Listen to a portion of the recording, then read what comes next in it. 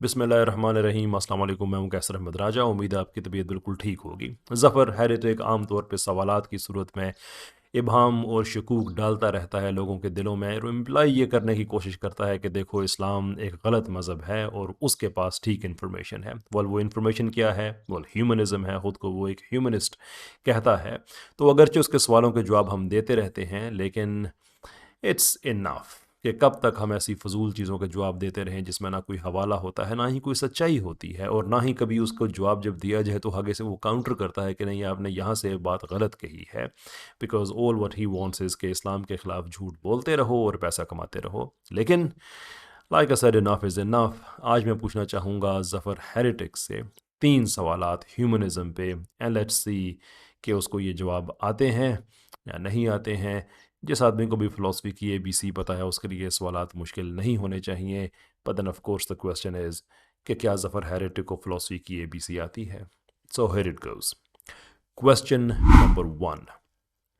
ह्यूमनिज़्म की फ़िलासफ़ी ये है कि इंसान को दर्द दुख से आज़ाद किया जाए और कोशिश की जाए कि इंसानों में एक अखलाकी पैराडाइम क्रिएट किया जाए जिसकी रोशनी में वो एक अच्छी ज़िंदगी गुजार सकें। वेल, इसमें कई प्रॉब्लम्स हैं, लेकिन सुनने में कम से कम ये बात अच्छी लगती है।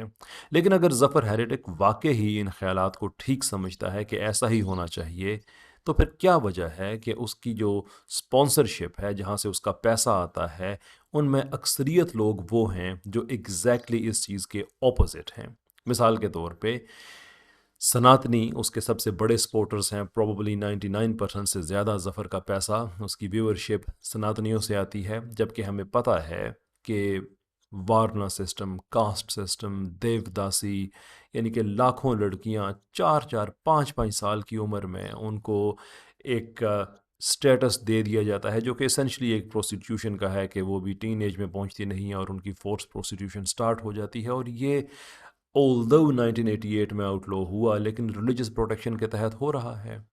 दलितों के अभी तक वाक़यात हमें ऐसे नज़र आते हैं कि अगर किसी ने, वो अनटचेबल हैं, उन्होंने किसी के गिलास को हाथ लगा दिया, किसी और खाने पीने की चीज़ को हाथ लगा दिया, तो उन बेचारों को मार मार के अस्पताल पहुंचा दिया जाता है। और अभी इसके अलावा ख़बरें ऐसी आ रही हैं कि इंसानों की कुर्बानी और इस तरह की और कई चीज़ें हैं। अब हॉरर थिंग्स, अगर आप हमारी ईमान यूनियन की बाकी स्ट्रीम्स देखते हैं, वीडियोस देखते हैं, तो जिसमें जो चीज़ें सामने हम लेके आते हैं, बताते हैं कि वहाँ पे किस तरह की हॉरिफिक चीज़ें हो रही होती हैं। ज़फ़र हेरिटिक किस तरह से बैलेंस आउट करता है कि वो ह्यूमनिज़्म पे यकीन करते हुए दुनिया में जहाँ पे सबसे ज़्यादा इंसानों का सिस्टमेटिक इस्तेहसाल और ऑपरेशन हो रही है, वो उन लोगों से पैसे लेता है। कभी उसका ह्यूमनिज़्म रास्ते में नहीं आता। कभी उसे अपने बच्चों को दूध लेने में ये ख़्याल नहीं आता कि ये वो पैसा है, सरीहन हराम का पैसा, कि मैं जिस सिस्टम के ख़िलाफ़ जंग कर रहा हूँ, उस सिस्टम को प्रमोट करने वालों को यह पैसा है, और मैं अपने बीवी बच्चों को खिला रहा हूँ। He has no problem with that. वो ह्यूमनिज़्म कहाँ चला जाता है उसका, जब उसके सामने लोग बाकी मज़ाहिब को गालियाँ दे रहे होते हैं और वो कहता है कि नहीं, अखलाकी तौर पे, मॉरल बेसिस पे ये चीज़ ठीक नहीं है। How does he answer that? Let's move to the question number 2। Question number 2 का कंसर्न है मॉरल रिलेटिविज्म से।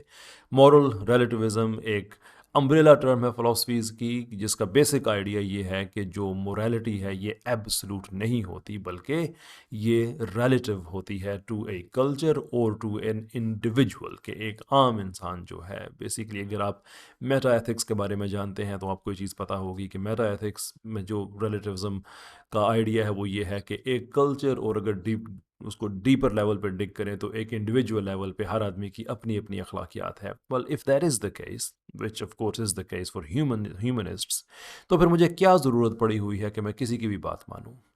मुझे क्या ज़रूरत पड़ी हुई है कि मैं कोई भी चीज़ अखलाकी करूं, इसलिए कि मैं उसको अखलाकी समझता ही नहीं? क्योंकि it's up to me, it's relative to me. मैंने फैसला करना है कि क्या मॉरल है, क्या नहीं है ना। आप कह सकते हैं कि अगर कल्चर ने उसको एक्सेप्ट कर लिया तो आप भी करें। वेल, अगर कल्चर ने इस्लाम को एक्सेप्ट कर लिया तो फिर आप क्यों ना करें, अगर यही रीजनिंग है तो। सेकेंडली, अगर कल्चर किसी गलत चीज़ को एक्सेप्ट करता है, तो क्या आप उसे एक्सेप्ट कर लेंगे? और अगर कर लेंगे तो फिर ये रिलेटिव नहीं रहती। और अगर आप उसे एक्सेप्ट नहीं करेंगे, तो ज़रूरत क्या पड़ी है लोगों को आपकी बात मानने की? इसकी एग्जांपल आप इस तरह से ले लें कि जो ह्यूमनिज़्म रेनेसांस के दौर में था, उसको इस्लामी इंसानी ग़ुलामी से कोई प्रॉब्लम नहीं था। इंसानी ग़ुलामी की जड़ें उस तो उससे पहले भी थी, लेकिन अब पीक पे जा रही थी उसी दौर में। लेकिन चूँकि ह्यूमनिस्ट्स उसको इमोरल नहीं समझते थे, देयरफॉर कोई नोटेबल प्रॉब्लम नहीं था। बिल्कुल ऐसे ही यूजेनिक्स की मूवमेंट, साइंटिफिक मूवमेंट, जिसमें हज़ारों लोगों को कत्ल किया गया साइंस के नाम पर, हज़ारों लोगों को खसी कर दिया गया, वो रिप्रोड्यूस नहीं करने के काबिल रहे साइंस के नाम पर। लेकिन उस ज़माने के जो ह्यूमनिस्ट थे, they had no problem. In fact बहुत से साइंटिस्ट थे जो ह्यूमनिस्ट खुद को कहते थे, और वो इंसानियत की अपने एतबार से खिदमत ही कर रहे थे। So here is a thing, एक बेसिक लेवल पे एक ह्यूमनिस्ट अगर रेप को समझता है कि वो मॉरली ठीक है, जो कि उसके लिए ठीक होना चाहिए, इसलिए कि जहाँ तक ह्यूमनिज़्म का ताल्लुक है, जब आप कहते हैं कि मोरालिटी रिलेटिव हो जाती है, तो इसका मतलब ये है कि आप रैशनल ईगोइज़्म में चले जाते हैं। And rational egoism is self pleasure, जो मर्जी आप करें कोई प्रॉब्लम नहीं है, because you get to decide कि क्या मॉरल है, क्या मॉरल नहीं है। What keeps you going is simply good. और अगर पूरी सोसाइटी ही इस काम में चली जाती है, then how exactly would you stop it? और अगर आप मुझसे कहें कि नहीं रेप बुरी बात है, then my question would be, well morality is relative to me. आप कैसे होते हैं जज करने वाले? ना आप कह सकते हैं इसमें से किसी का नुकसान हुआ है, ट्रू, इसमें से किसी का नुकसान हुआ है, लेकिन अगर जिसका नुकसान हुआ है, अगर मैं उसे कत्ल ही कर देता हूँ और वो किसी को बताए ही ना, देन व्हाट? क्योंकि मुझे तो ये प्रॉब्लम नहीं है कि ऐसे किसी का नुकसान हुआ है, मुझे प्रॉब्लम यह है कि जिसका नुकसान हुआ है वो किसी को बता ना दे। Then why is that wrong? जहाँ तक ह्यूमनिज़्म का ताल्लुक है, मैंने सिर्फ रेप की एग्जांपल दी है, थिंक ऑफ मर्डर, बाकी जितने बड़े बड़े जराइम हैं सबको सामने रखें और फिर पूछें कि क्या ह्यूमनिज़्म वाकई ही इन मसाइल का हल देता है हमें। Let's move on to the question number 3। Question number 3 का ताल्लुक है ह्यूमनिज़्म की इंट्रिंसिक इनकोहेरेंस से। मिसाल के तौर पे अगर हम जो ह्यूमनिस्ट का मैनिफेस्टो नंबर 3 या थर्ड वर्जन उसका हम पढ़ते हैं, तो उसमें इवोल्यूशन की भी बात की गई है, उसमें इंसानी डेवलपमेंट की भी बात की गई है, ह्यूमन प्रोग्रेशन की भी बात की गई है। बट द प्रॉब्लम इज़ कि अगर आप सब लोग इवॉल्व हुए हैं, तो फिर क्या फ़र्क है आप में, बैक्टीरिया में, गधे में, घोड़े में, किसी और जानवर में? क्योंकि आप लोगों का अपना बिलीफ ये है कि आप एक ही सेल से इवॉल्व हुए हैं, तो आपके पास क्या स्पेशल राइट रह जाता है कि आप उसके लिए लफ्ज़ ह्यूमनिज़्म इस्तेमाल करते हैं? क्यों नहीं आप, आई डोंट नो, एग्जिस्टेंसिज्म इस्तेमाल करते हैं या डार्विनिज्म इस्तेमाल करते? खैर, डार्विनिज्म भी क्यों करते, इसलिए कि डार्विन भी तो एक ह्यूमन था।